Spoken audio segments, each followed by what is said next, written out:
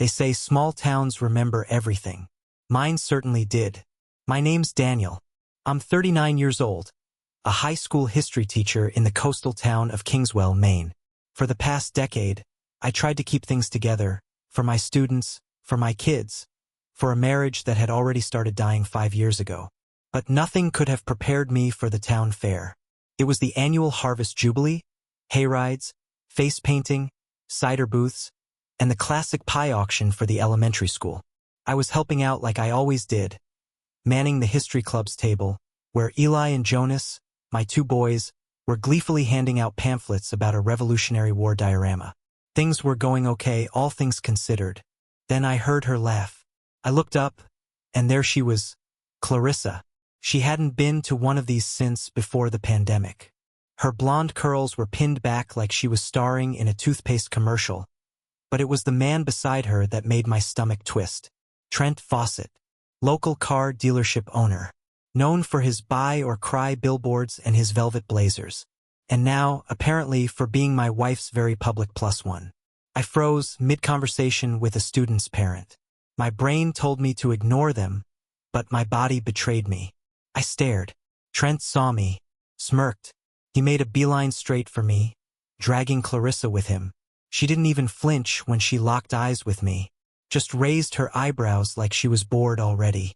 Well, Trent said loudly, spreading his arms like we were old war buddies. Danny boy, still giving lectures about dead soldiers. People turned. Eli, who had been tying a string around a poster, looked over, confused. Jonas stopped mid-lick on a caramel apple. I'm working, Trent, I said through clenched teeth. He slapped me on the shoulder. Workin' hard or hardly workin'? He turned to Clarissa, like this was the best punchline he'd ever delivered. Guess now I see why you got bored. Clarissa gave a tight smile, like she was watching a show she'd already seen 10 times. Trent leaned in close. His breath reeked of whiskey and mint. Guess she wanted a man with horsepower, not history books. The next moment blurred. I felt the shove before I saw it, him, pushing my chest with 2 open palms. It wasn't hard enough to knock me over, but it was loud enough to make people gasp. I saw a phone raise in the air, then another. I snapped. My fist connected with his jaw in a way that felt too satisfying. There was a sharp intake of breath from the crowd. Clarissa didn't scream. She didn't even blink. She just crossed her arms and stepped back like she didn't know either of us. Dad! Eli yelled. Jonas stood frozen, eyes wide. Trent stumbled backward, holding his face, blood trickling from his lip. You're insane, he yelled. I stared at my own hand, at the crowd, at my sons, at Clarissa, who finally spoke, voice cold and clear. Real mature, Daniel. I looked at her, searching for anything, shame, apology, anger. But there was nothing, just a bored blankness. A woman already planning how she'd spin this over dinner later. It hit me then, harder than any blow I'd landed. This wasn't a betrayal. It was a performance. And she was perfectly happy to let me be the fool on center stage. Phones were still filming. Whispers everywhere. I wasn't the respected teacher anymore. I was the guy who punched a used car salesman at the fair. Our lives had just gone viral. And Clarissa? She never even flinched. We were out of there in under 10 minutes. I didn't say a word to anyone. Not the principal. Not the PTA moms gawking near the cider stand. Not even the fair volunteer who shouted something about school property. I just grabbed Eli and Jonas and got in the car. Eli sat stiff in the front seat, arms crossed. Jonas curled into himself in the back, staring out the window like he was trying to disappear. No one said a word for the first half hour. We didn't go home. I didn't even think about it. I just drove north. Miriam's place sat at the end of a long gravel road about 40 miles from Kingswell. My sister, older by 6 years and twice as unfiltered, had left town behind years ago. Ridgeway, Maine was barely on the map. Her cottage stood hidden behind a stand of pine trees, surrounded by hills and wildflowers. The kind of place where phones didn't work unless you stood on a rock and prayed. She opened the door before I knocked. Told you that woman was poison, she said. brushing her paint-stained hands on her jeans. Took you long enough. I didn't even argue, just pulled her into a hug. She didn't ask questions. She didn't say anything else either, just turned to the boys and smiled. Upstairs attic room. Still got the glow-in-the-dark stars on the ceiling. Jonas finally broke into a grin. You kept them? Course I did, she said, ruffling his hair. I ain't a monster.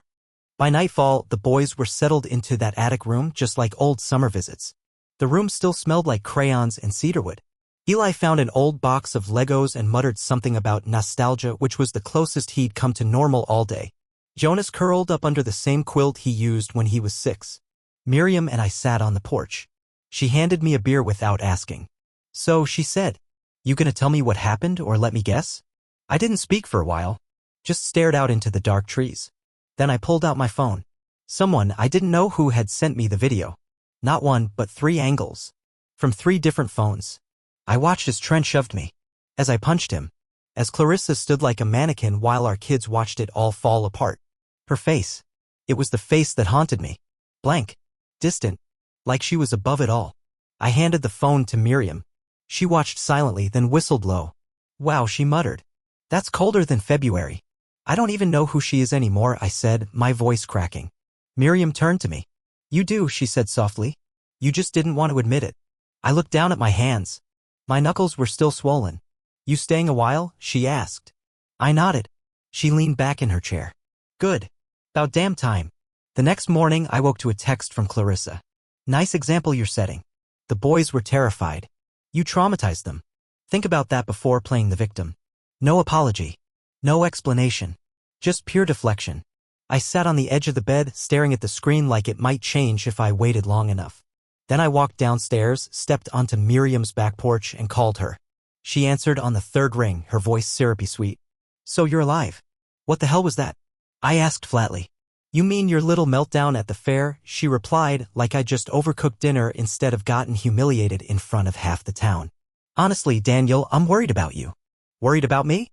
I repeated. Trent shoved me in front of our kids. And you punched him, she said, voice cold. Right in front of Eli and Jonas. That's what they'll remember, Daniel, not the shove. The punch. The rage. I blinked. You're serious?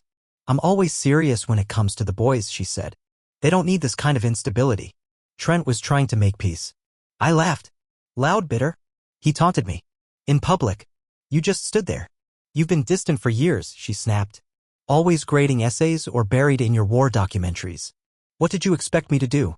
Sit around waiting for you to notice me? So you cheated, I said. Don't twist this, she said. You pushed me away. I went quiet. Just long enough for her to fill the silence. This isn't healthy, Daniel. You need help. Honestly, I don't think it's safe for the boys to be around all that anger.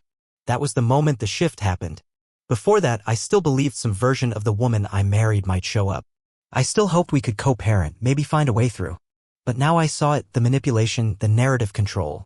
The same strategy she used in arguments for years, deny, redirect, blame. But this time I didn't bite. I'm done talking, I said. Don't text the boys directly. You want to speak to them, go through me. Daniel. I'm serious, I cut in. No more spin. No more guilt. You made your choices. She hung up without another word. That night, I sat at the kitchen table with Miriam's ancient laptop and my external hard drive. The boys were asleep upstairs with flashlights and comic books. Miriam was in her studio blasting 70s rock and painting something furious in red and black. I opened a blank folder and labeled it. Custody evidence. Then I started collecting. Screenshots of Clarissa's public posts, ones she thought were private. Photos from a burner Instagram account with her and Trent at a resort in Vermont, timestamped 2 weekends before our anniversary. Texts she'd sent me in the past, dismissive, cold, angry. The video from the fair. Each file felt like a nail sealing the coffin of whatever fantasy I'd clung to about our marriage. This wasn't about revenge anymore. This was about protecting my boys. And I wasn't backing down. Miriam always said revenge was a dish best served with Wi-Fi. The next morning, she pulled out an old tablet from the hall closet, handed it to me with a fresh cup of coffee, and said, "Time to do what Clarissa never thought you'd have the guts to do." We sat at her dining table surrounded by paintbrushes and half-finished sculptures. The windows were cracked open, letting in a breeze that smelled like pine and dirt. It should have felt peaceful. But there was a storm in my chest and I was ready to chase it down. First stop, the shared cloud account. Back when things were good, or at least when we pretended they were, Clarissa insisted on linking our phones for convenience. I never thought much of it. But now it was a goldmine. It started small, screenshots of texts with Trent, jokes that clearly weren't innocent, and selfies that made my stomach turn. Then it got worse, folders full of vacation photos I had never seen before. A ski trip to Killington. A beach rental in the Carolinas. One picture had Clarissa's hand holding a glass of wine, Trent's tacky ring in the background, and our son's favorite stuffed animal sitting on the hotel bed. She brought him on trips when she was supposed to be visiting her sister. I scrolled, jaw tight. She's been doing this for years, I muttered. Miriam didn't say anything. Just passed me a flash drive. Start backing it up. Everything. By the afternoon, I had a digital archive Clarissa couldn't deny. Chat logs, email drafts, photo metadata, even a voicemail she left Trent where she laughed about how easy it is to gaslight Dan. I called Simon Locke at 5. Simon was the kind of lawyer who didn't sugarcoat. Bald, blunt, and built like a linebacker. He didn't offer handshakes, just legal options. We met at his small office behind the town's post office. He shut the door, took one look at the folder I handed him, and raised an eyebrow. This everything? For now, I said. He skimmed through the materials. This is bad, he muttered. For her. I leaned forward. You think I've got a case for custody? He closed the folder and looked me dead in the eyes. Not just a case. A damn good one. Simon laid it out for me, Clarissa's pattern of dishonesty, public behavior, exposing the kids to volatile situations. It all built a picture of poor judgment and emotional negligence. Combine that with a documented history of manipulation and a partner like Trent? It was a powder keg waiting to go off. I'll draft a formal custody petition, he said. You'll need character witnesses. Teachers, neighbors, anyone who's seen you parent firsthand. I nodded. I'll make the calls. And Daniel. Yeah? He gave me a hard look. You're not crazy. You're just finally seeing things clearly. I left his office with 2 copies of the case file, a plan, and something I hadn't felt in weeks. Hope. It happened just after lunch. I was in the garage sorting through an old box of lesson plans I'd stashed in Miriam's attic when I heard tires on gravel. I stepped outside, wiping my hands on my jeans. The boys were upstairs, thank God, lost in their video games and peanut butter sandwiches. Clarissa's SUV was parked crooked halfway across the driveway and Trent was already out of the passenger seat, pacing like he was getting ready to pitch someone a used BMW. Clarissa stepped out slower, sunglasses on, hair tied back, her mouth set in that tight, self-righteous line I'd come to recognize. She looked like a woman preparing for a war she didn't think she could lose. You're gonna regret this, Daniel, Trent said first, pointing a finger at me before he'd even reached the porch. You've been sending documents to lawyers? Filing for custody? Are you trying to destroy her reputation? Clarissa didn't even look at me, her eyes were scanning the windows of the house like she expected an audience. I stood still. Calm. Get off Miriam's property. We came to talk, Clarissa said, voice flat. To settle this before it gets uglier. It's already ugly, I replied. Trent laughed, full of bravado. You think this makes you look like a good father? You hit me in public, Dan. You look unstable. The whole town saw it. You're gonna tank your own case. He took a step closer. You think a judge is gonna give full custody to a guy who throws punches at the town fair? I reached into my pocket and pulled out my phone. Daniel, don't start, Clarissa snapped. This is exactly the problem. I tapped the screen, pulled up a voice memo, and hit play.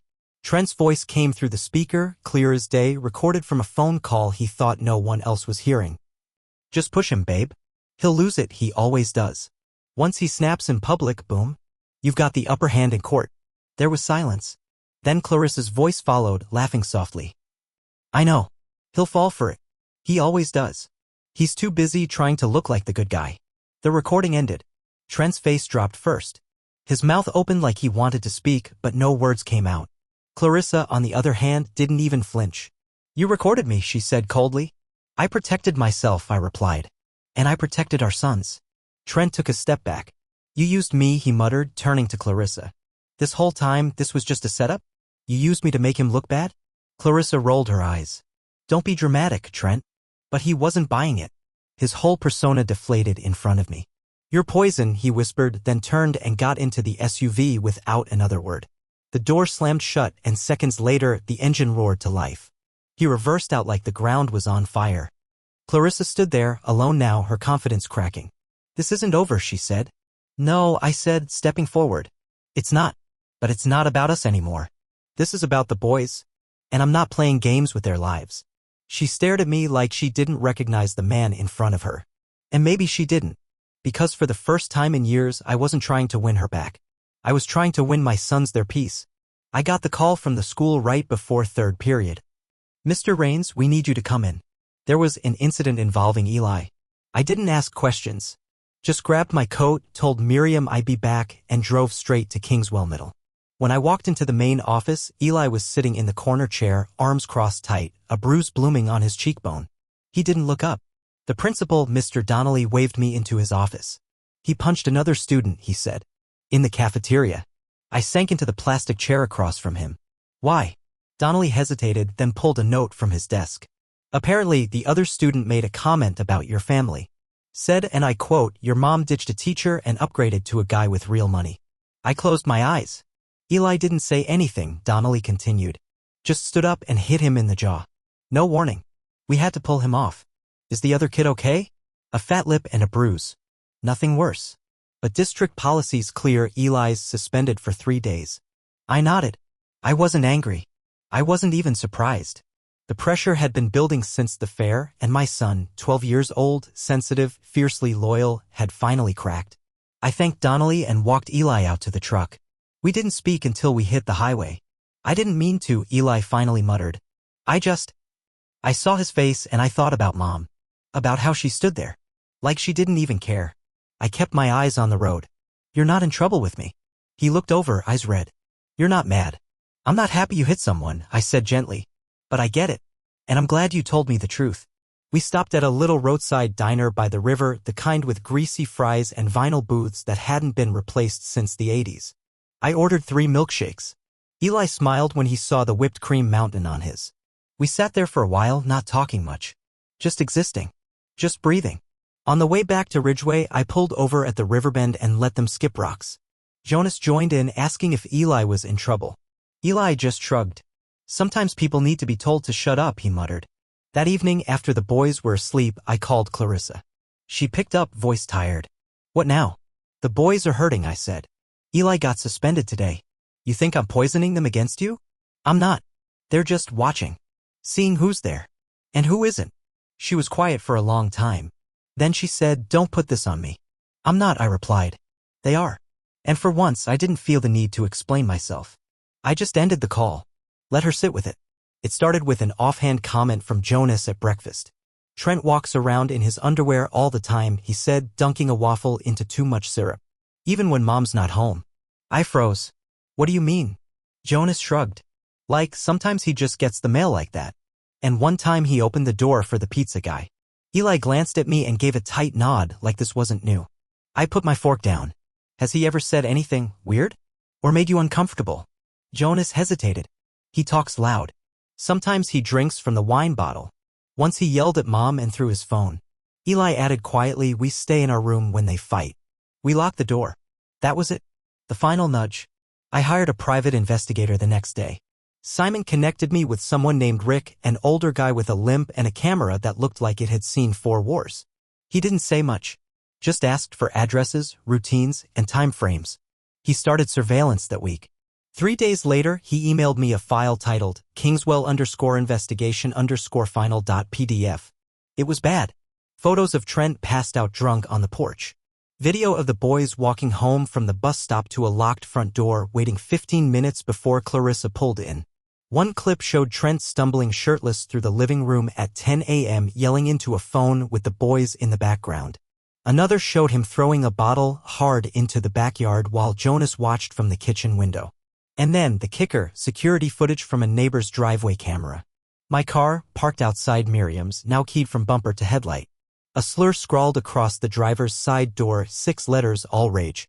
The timestamp matched the night after Clarissa and Trent's visit. The grainy footage showed Trent's frame clearly, hoodie pulled halfway up, scratching the key along the paint like he was dragging a knife. Simon didn't even wait to call. "We're filing for emergency custody," he said. "This is reckless endangerment and emotional harm. The PI's testimony and footage are admissible. It's airtight." We filed that afternoon. 2 days later, Clarissa responded not with a statement but with a threat. I got a letter from her lawyer accusing me of harassment, orchestrated defamation, and emotional instability. It was laughable. Simon wasn't rattled. She's swinging wild, he said. It means she's scared. Still, that night, after I put the boys to bed, I stood in the driveway staring at the damage to my car. The scratches were deep, almost carved. The word still visible even after the detailer tried to buff it out. Jonas peeked through the window. Is it gonna stay like that? I shook my head. No, bud. I'll fix it. But I wasn't talking about the car. Because this wasn't about paint or metal. It was about drawing a line and making sure no one ever crossed it again. It was close to midnight when the doorbell rang. Miriam was already asleep and I was downstairs on the couch reading over Simon's updated case notes. My stomach tightened as I stood up. No one dropped by this late in Ridgeway unless something was wrong. I opened the door and there she was. Clarissa. No makeup, damp hair, oversized sweater. She looked nothing like the woman from the fair or the photos with Trent. Her eyes were puffy, her lips dry. She looked lost. Can we talk? She asked. I didn't move. Why are you here? She took a shaky breath. Trent's gone. He packed up last night and left. Said he was done being dragged into family drama. I leaned on the doorframe. So you came here why? To cry on my porch. Her jaw clenched like she wanted to snap back, but she caught herself. I know I've made mistakes. But I never wanted it to be like this. You never wanted to be held accountable, I corrected. I'm here to say I'm sorry, she said. And to ask, not demand, not threaten, just ask if there's a way we can talk about shared custody. Something civil. I stepped aside, motioned her in, and led her to the kitchen. She sat at the table like it was foreign territory. I poured us both water, but I didn't touch mine. Before we go further, I said, pulling out my phone. There's something you should hear. She didn't stop me. I hit play. It was a cleaned-up version of the voice memo enhanced by Rick, the investigator, of her planning how to provoke me into a public meltdown. I watched her face as her own voice echoed from the speaker. He'll snap. I'll have proof. Trent'll just push a little and I'll get everything I need. When it ended, the silence was crushing. She covered her face with both hands. I didn't think you still had that. I didn't think I needed to, I said. But here we are. Her voice broke. I wasn't thinking straight. I was angry. I didn't know how to fight fair. You weren't fighting for the kids, I said calmly. You were fighting to win. She nodded slowly, tears slipping past her fingers. I just wanted to feel like I had control. And I lost it all. There it was. The truth, finally. She looked up at me, eyes rimmed red. Please, Daniel. I'm not asking for everything. I just want a fresh start. Something. Anything. I stood up. You burned that bridge. You didn't just cheat or lie. You made our boys feel unsafe. You watched them flinch in silence. You let them believe their father was dangerous. I know, she whispered. I hate myself for it. I took a deep breath. You're not here because of regret, Clarissa. You're here because you lost. She blinked fast like she might fall apart completely. I walked her to the door. Go home. Let your lawyer do the talking from now on. She turned as I opened the door. You really don't feel anything for me anymore? I looked her in the eyes. I feel protective. Of Eli and Jonas. That's it. And I closed the door, calm and steady, on the woman who once shared my name but would never again share my trust. Courtrooms aren't like the movies. No dramatic music, no thunderclaps. Just fluorescent lights, cold benches, and the quiet hum of people trying not to fall apart. Clarissa sat on the left side of the courtroom in a navy dress that looked like it hadn't seen an iron. Her lawyer, a younger guy with too much cologne and not enough confidence, shuffled papers like he was hoping one of them would save her. She looked small. For the first time since this all began, she didn't look like she was playing a role. I sat on the right with Simon beside me, calm as ever. I had my copies. My photos. My recordings. But the only thing I really cared about was in my inside jacket pocket, 2 letters. One from Eli. One from Jonas. The judge was a gray-haired woman with glasses low on her nose and zero patience for theatrics. She got right to the point. Each side made their case. Clarissa's lawyer leaned hard on the instability angle, tried to spin the fair incident into a pattern, paint me as reactionary. Simon didn't even flinch. He countered with footage, testimony from the boys' teachers, and the investigator's report. It was like watching a slow leak sink a boat. Then came the moment that changed everything. Simon stood. Your Honor, with your permission, my client would like to submit 2 statements from the children involved. The judge nodded. Go ahead. He handed the letters over. One addressed to the court in Eli's handwriting, the other with Jonas's looping script. She read them silently at the bench. The room was so quiet I could hear the tick of the second hand on the wall clock. When she looked up, her eyes were hard, but there was a softness under it now. Eli writes that he feels unsafe at his mother's home, she said, her voice steady. That he hears yelling, that Trent, quote, drinks and breaks stuff, and that no one ever says sorry. She cleared her throat. Jonas writes that he misses his dad when he's not there. That he wishes everyone would stop pretending and just listen to him and Eli for once. Clarissa's lawyer tried to object, but the judge shut it down. These are direct words from the children. They matter. After a pause, she continued. Based on the evidence submitted, including video, witness statements, behavioral concerns, and the children's letters, I'm granting full physical custody to Mr. Daniel Rains. Ms. Rains will be permitted supervised visitation twice monthly pending a follow-up evaluation. Clarissa didn't cry. She didn't yell. She just sat there, staring down at her lap like the floor might swallow her. When court adjourned, I stood up slowly. Clarissa brushed past me without a word. As she reached the door, she hesitated like she might turn around, might say something. But she didn't. She walked out silent and alone. And just like that, the story of us, the damage, the denial, the unraveling was officially over. Not with a bang, but with a gavel. We moved back into the house on a cloudy Saturday in October. The leaves in Kingswell had turned the color of burnt sugar, and the driveway was covered in that first layer of crispness that reminded you winter was coming. Eli helped carry in boxes. Jonas ran through the front yard like he hadn't seen it in years, even though it had only been months. Our house had always been more Clarissa than me.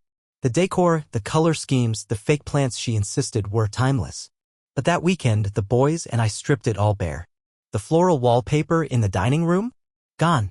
We painted it a warm gray. The stiff leather sectional that no one liked but looked high-end? We donated it and built a new one together, a DIY kit from a hardware store in Bangor that came with instructions and plenty of glue stains. Eli picked out soft green for his room. Jonas chose a shade of orange that looked like a traffic cone, but he loved it, so we went with it. We laughed a lot. Not big movie-style laughter, but the kind that comes in waves when the three of you are eating frozen pizza on the living room floor and someone knocks over a can of soda and no one cares. That's what peace looked like for us. Imperfect. Sticky. Real. One night, about a week in, we started building a treehouse in the old oak out back. It had been a someday project for years. Now it was real. We worked on it after school, after dinner, sometimes with lanterns when the sun went down too early. I let the boys make most of the design calls. It turned out crooked, lopsided, but full of personality like us. About 2 weeks in, I spotted Trent parked across the street in a car that wasn't his usual flashy ride. He stayed there for a minute, then stepped out and walked up the drive. I didn't say anything. Just waited. He looked thinner. Older, somehow. Hands in his pockets. She's burned every bridge, he said. Family, friends, even her job. I just thought you should know. I didn't reply. I didn't need to. He waited a second. I shouldn't have been part of it. I didn't. I mean, I knew, but not all of it. Still, I said nothing. He nodded like he understood and walked away. No anger, no attitude. Just gone. I went back inside where Jonas was watching a movie and Eli was finishing homework at the kitchen table. They didn't ask who it was. They didn't need to. The past wasn't erased, but it didn't own us anymore. That weekend, we finished the roof of the treehouse. Jonas declared it the no-drama zone. Eli added a sign that said entry requires snacks. I stood back and looked at them, paint on their jeans, smiles on their faces, and thought, this is it. Not perfect. Not easy. But it's ours now. And for the first time in a long time, that was enough.